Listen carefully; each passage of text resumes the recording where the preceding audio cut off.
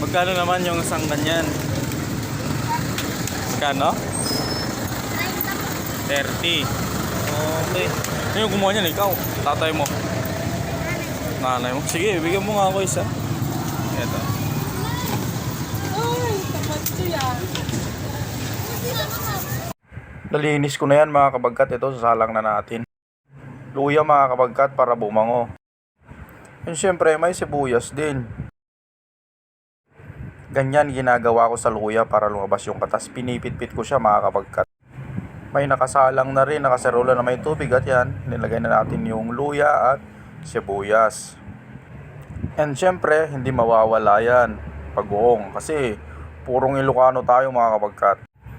At isunod natin mga kabagkat, pampaasim. Powder sinigang. Konti lang. At heto na nga mga kabagkat, kumulo na, lagay na natin yung letdag.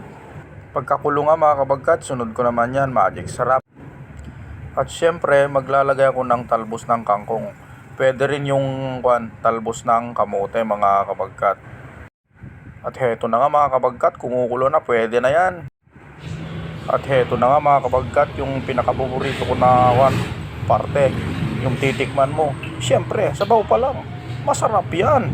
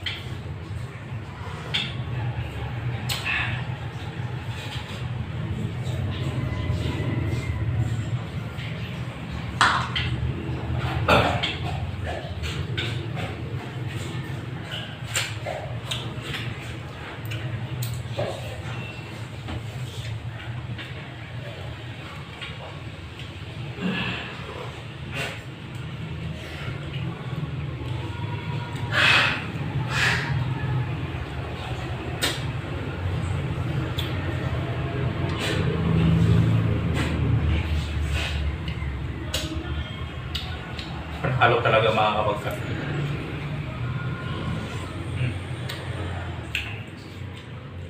Tapos yung matitira dito, baunin ko sa trabaho. Shout out kay Robert. Gusto din niya ito mga kabagkat. From Astria House. Robert Villamin. Ulam natin mamayang gabi. Yan sa trabaho. Imas talaga yun.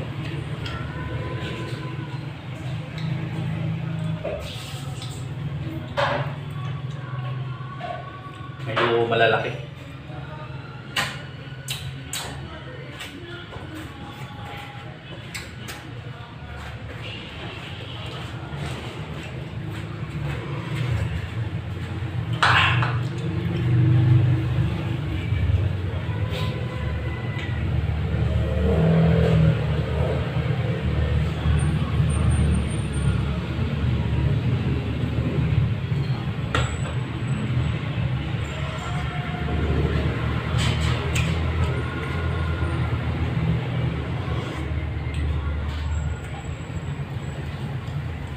Kahit na rin kayo mga kabagkat,